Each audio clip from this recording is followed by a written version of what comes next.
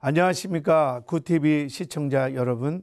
저는 아산 금빛교회를 섬기는 길성권 목사입니다. 편안하십니까?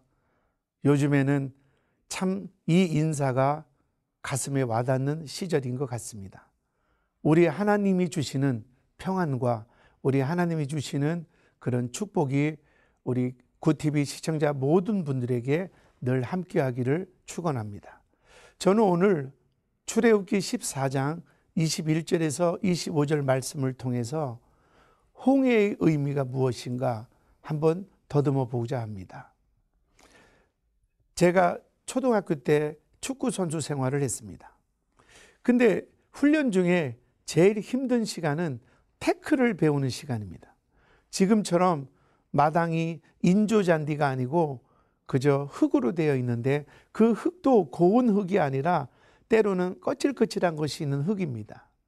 거기서 태클을 배우는데 잘못하면 허벅지가 까지기도 하고 또 잘못 넘어지면 발을 접질리기도 합니다.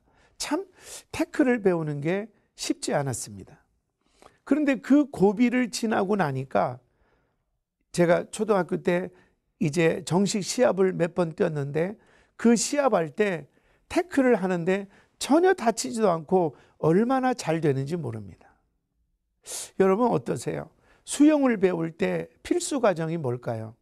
물을 꼭 먹는 것입니다. 수영을 처음 배울 때 물을 먹게 되는데 그거 물을 먹었다고 물을 피하면 영영 수영을 배울 수 없습니다. 우리 교회도 유도를 하는 친구가 있는데 이 유도를 할 때 가장 중요한 것은 바로 낙법인 것입니다. 상대방이 나를 매트에 던져놓으면 그걸 자꾸 떨어지는 연습을 하는 것이 필요합니다. 아프기도 하고 처음에는 이 낙법 연습을 하면 지루하기도 하고 아프기도 하지만 그것을 익혀놓으면 시합 때 아무리 어려움이 와도 다치지 않게 되는 것입니다. 이렇게 우리 인생에는 하나님이 필수적으로 거쳐야 하는 과정이라는 것이 있습니다. 홍해는 이스라엘 백성들이 거쳐야 하는 과정인 것입니다.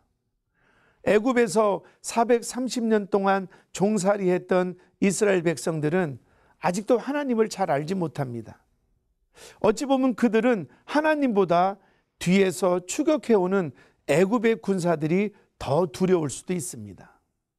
하나님은 굳이 다른 길로 인도하지 않으시고 홍해 앞으로 이스라엘 백성을 인도하셨습니다. 왜 그럴까요? 이스라엘 백성들이 거쳐야 할 과정이 있었기 때문입니다. 그들은 홍해 앞에서 두려워합니다. 홍해 앞에 나갈 수도 없고 뒤에는 애굽의 병사들이 몰려오고 이럴 수도 없고 저럴 수도 없는 진퇴양난입니다. 그들은 불평합니다. 여기서 죽는다고 아우성칩니다. 이때 모세가 소리칩니다. 오늘날 너희를 위하여 일하시는 하나님을 보라. 여호와께서 싸우실 것이다.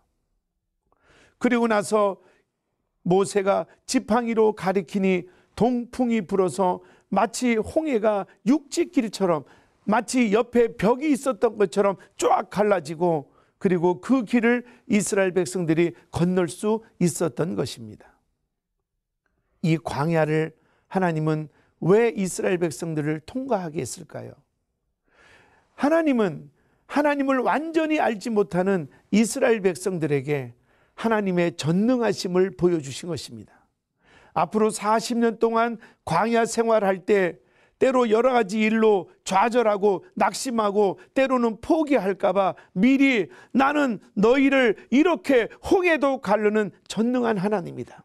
나는 불가능이 없다. 나만 믿고 따라오면 어떤 것도 내가 해줄 수 있다. 하나님은 전능하신 분이다. 이것을 이스라엘 백성들에게 보여주기 위해서 굳이 이스라엘 백성들을 홍해를 통과하게 했던 것입니다.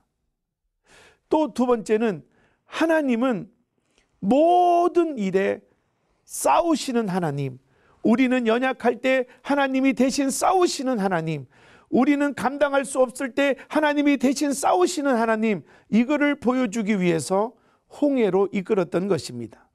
애굽 병사를 그저 물속에 수장했던 분도 하나님이십니다. 여리고를 무너뜨린 분도 하나님이십니다. 너희는 두려워하지 말고 하나님만 의지하고 믿음으로 홍해를 통과하면 내가 너를 위해 싸우리라. 전능하신 하나님이 너희를 돌보리라. 이것이 바로 홍해를 통한 하나님의 큰 섭리인 것입니다.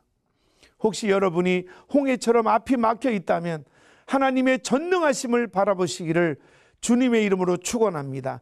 잘 될 것이고 하나님은 지금도 역사하고 계십니다. 할렐루야.